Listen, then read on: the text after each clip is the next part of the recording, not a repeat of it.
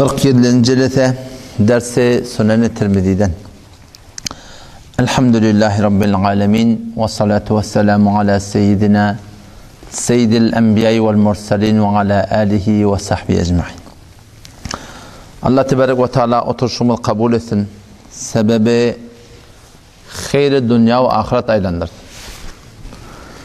Allah-u Savi rahmetullahi aleyh tefsir Savi'da ayat-ı Kur'an bilen insanları dört bölüptür.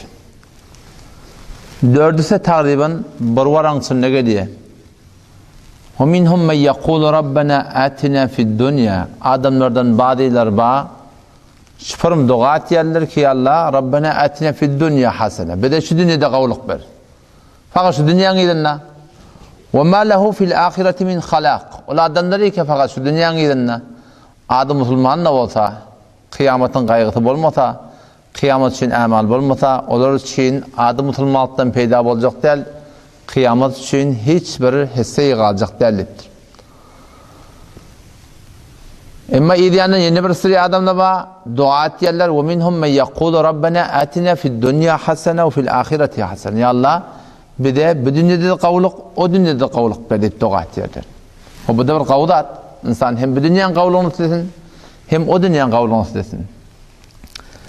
İzinden ayet-i Kur'an ne geliyor? وَمِنَ النَّاسِ مَنْ يُعْجِبُكَ قَوْلُهُ فِي الْحَيَاةِ الدُّنْيَا Adamlar var, bezahir Müslüman. Resulullah Huda Aleyhisselam yanına gelip مَنْ يُعْجِبُكَ قَوْلُهُ فِي الْحَيَاةِ الدُّنْيَا Şun keyfetini gen aldır diye dünya hakkında deyiptir. وَيُشْهِدُ اللّٰهَ عَلَى مَا فِي قَلْبِهِ Yüreğine yakı da Allah'ın şahit tutuyor. Ya Resulullah Allah bilen kasam ben kavuriyen, ben muhabbetim var, ben dine hayırha, aknes benimle şerik diyen adam, adı aslında obeymiştik Cengi Bedir'e gitmeli olanına, Beni Zuhre diyen tayfadan Medine'nin 300 nefer münafık adı Müslümanları şöyle hemrah olup Cengi Bedir'in 300 nefer olup kalıptırlar. Aknes diyen batırılan niva ettiği, şu Cengi'de bukunuk kalıptır, onun adına şu taydan aknes benimle şerik deyip, adı ki obey olsa adı lakabını Aknes bin Şerik deyip Aknes deyip lakab veriptirler. Gelip Peygamber Aleyhisselam yanına şu forum ant içip dili varlık bilen, zat bilen ödüm Müslüman kök edip, hayırha kök edip Allah Teala diye وَمِنَ النَّاسِ Adamlardan bazılar var مَنْ يُعْجِبُكَ قَوْلُهُ فِي الْحَيَاةِ الدُّنْيَا Zindagi dünyanın umuratında senin şun işine gen kaldırıyor diyor. Ağudun keplep, yumuşak keplep, kavu keplep وَيُشْهِدُ اللّٰهَ عَلَى مَا فِي قَلْبِهِ Yüreğine kadar da Allah'ın şahitçilik tutuyor. Allah bilen kasım yardım eden, kavuriyen falan etiyen. Böyle adamlar bila nispet, adamlar iyi olacak. Bu dünyada zahiren Müslüman, ama Allah Teala'nın hakikatte kafir olacaklar. Çından münafık adamlar olur.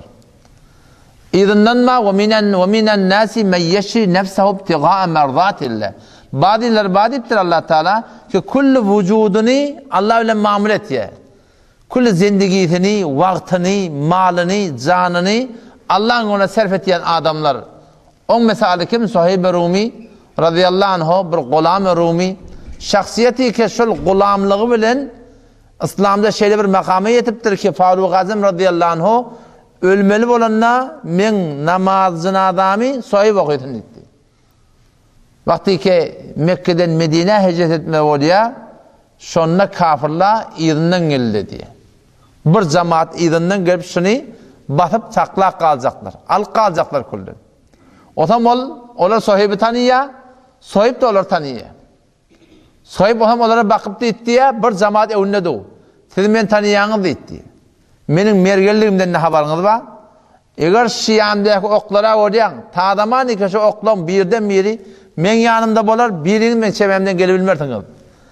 Ondan sonra kılıç var etti. Kılıç da devrincem siz bilen beni ettiye oklaşarım. Çapşarın, ondan sonra ne yapacak eden? Yeni bir mamule değildir. Mamule ne? İki tane kendim var Mekke'de. Falan yerde gömülü malım da var. Gidin şunu alın, ödün kovun, koyun ben gideyim deyiptir Allah'ın yolunda. Adam çalışanın razı olup, ola da mert, bu da mertsinden ağlamaptır falan yerde malım var deyip yalanından canı necat vermiş mi Allah'ın adı yok. Sından malına ediptir. Ola da nezir adamlarmış kesin kemini kabul edip bırakayım. Sonun el çekip gitiptirdi. Ama Allah Tebarek ve Teala Suheyb Rumi'nin hakkında ayetinde diye وَمِنَ النَّاسِ مَنْ يَشْرِي نَفْسَهُ ابْتِغَاءَ مَرْضَاتِ اللّٰهِ adamlardan bazıları ba men yeşri nefsehu öz vücudun tatya mal menalından geçiye maksat neme? İbtiga merzatillah Allah'ın radiyçılığı derekli, din derekli, diyanet derekli. Diyanetıma kemçilik gelmesin. İmanıma kemçilik gelmesin. Malıma kemçilik gelmesin. Vakti ki bundan hem Aşiye Medine varanna hem Peygamber Kudaysam Goba'da miştik. Sonra sahip gelmek ayet indi yaşam hakkında. Peygamber ona ayette diye ki ne de peyda gördün deyip diye. Peyda gördün ki sen dünyanın malını verdin, dinin satın aldın. Ben şu hesabet, şöyle adamlar ki 4 kuruş otada her gayrının hakkında ayet iniptir, şöyle hemen şu mümkün dünyada yok. Ahnas ben neşelik ki 300 neferin başlığı olup, bir hesabet 300 nefer. Şu bir tercüme Kur'an'da 300 nefer gelebiliyor, ne hoş olacak bu.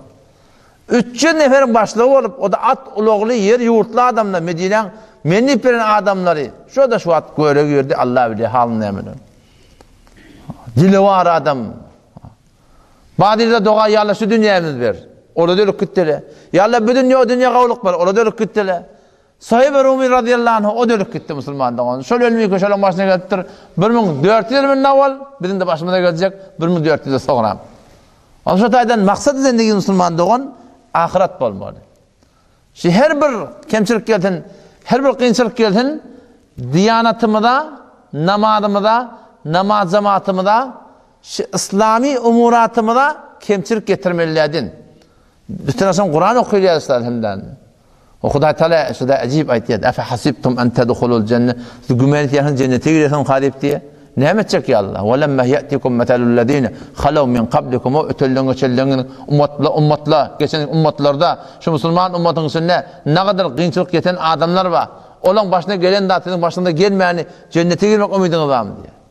Messetumul ba'sa ve darra kıyınçılık yettiler diye. Narahatı yettiler diye. Muhlis olun diye. Ya eyyühellezine amenu iman getiren adamlar. La tettehidu bitaneten min dunikum habala diye. Ödünüzden başka mümin, Müslüman, bağıylardan başka dost tutulmayın diye.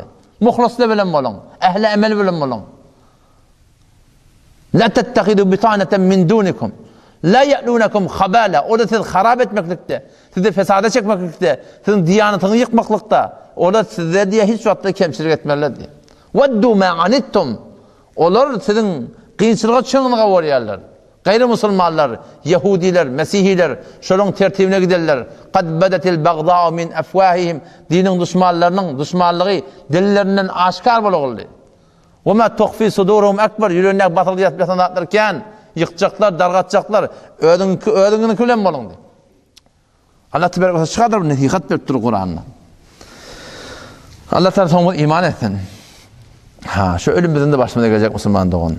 Bizden ne mi kalacak? Bizden neçil gurun ederler. İmam Gazali şu an ölünne çiğdi der hududu var akıyım. Ponsa da pençte dünyadan gittiler hecci kameriydi.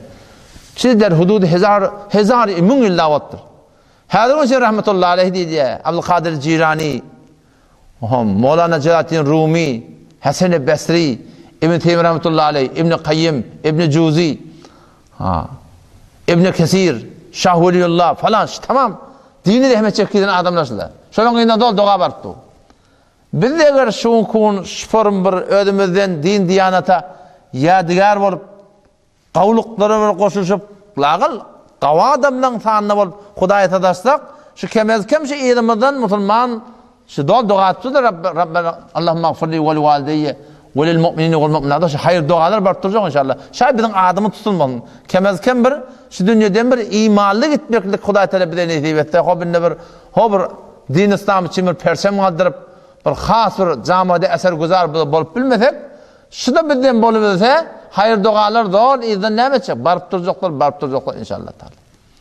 Şayet o hatta ki bizim adımı tutulsun bir de o bolmasın. Belki Allah Hudaýa Teala bizden hemen oğlanışımızdan altın. Onun şu tayda inşallah Teala Müslüman doğulalım. Uduk geceleri övde. Tayda indi geceler gıytkalip başladı da. Tayda gıytkal başladı. Ama şu uduk gecelerde teheccüd henid Peygamber sallallahu aleyhi ve sellem şu gecelerin hakkında ediyor. Ganimetun bâride deyip. Uduk geceleri. Müslümanın bu diyecek ganimet deyiptir sana. Bu diyecek bir savgatçı Allah tarafından. Turup da dua etmeklik öz hakkında, oğlunuzun hakkında, hanıvadan hakkında Şu buğdayla var ya buğdayla. Çiğniyle zatla. Ne kadar şöyle öde işlerini pişirt etiyor biliyor musun? Dünyevi umurunu şöyle pişirt etiyor. Neyi pişirt etiyor şöyle biliyor musun? Zahmet çekmeden başta bir arka biliyor şöyle ödene. Bir daha değil. Bir daha da arka biliyor. Ağladan bunun işaret muğanını botunun yanına var ya şey çıkıyor. Şeylemene barayan. Ödünde bileyim bergiyim de ba gayret ede var. Oğuzum da meri bunda şefa vere var. Falan müşkilatla mı işte de kan onmannu falan da bana düşman savaş çekip falan çekip falan. Tamam sen ardı halini edip hulat hemen barayan bana kuvvet bere var. Şona yaqini var şon. Bot perestler hacetini alsa bottan hacetini haktan dilen almar mı? Yaqinine var şona beriliyor. Şon ihlasına var. Şon muradını yetiştirdiler şonu. Zırlar kömekleşiyor. Şu öd niyetçi ona tesir koyuyor. Bilim şu öd Hudayimiz bilen zati ki 7 kat atman 7 kat ertak kaptı. Gece gündüz getiripti. Ayıl olup ayıkseltipti. Kalbini vurduruptu. Elem cihan şoň eline şoňa ardy hal etmedi. Bir ardy hal etmediň birine ya Allah meni şu öd aýtýan ýoluňa hidayet et. Bilýän datlama tawfik kıl men amel edeýin. O ýaly men sabit kadam saklaman şu din ýolda. Men tawfik bersen Allah men sana imanly baraýyn. Sen dergah ýaly men imanly baraýyn. Oglaň çocuğum bilen ýa Rabbi Allah. Men bir şeýle bir adam ilahy bilýän adam ýok ýa Rabbi Allah. Bilsem de bir ilahy amel etmek ýa Allah. Şunu ýalvarmaklyk. Ýaly men her bir meselede ýaly sen şu öz söýýän dadyň hidayet et. Haýdy bir mesele bolsun. O näme istigamet dilemeli Hudaý Taalaň ýoluna. Udak ýollaby. Bir günne kune ertine moljak boldy, ertine gynçylyk boljak, gynçylyk geljek boldy. Ha. Näme ýagdaý boljak boldy.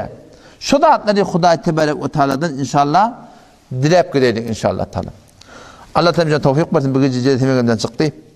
İnşallah ertaşamını bir unaşım inşallah qadan gurun aydar sen tilmidin. Vesselamu aleykum ve rahmetullah.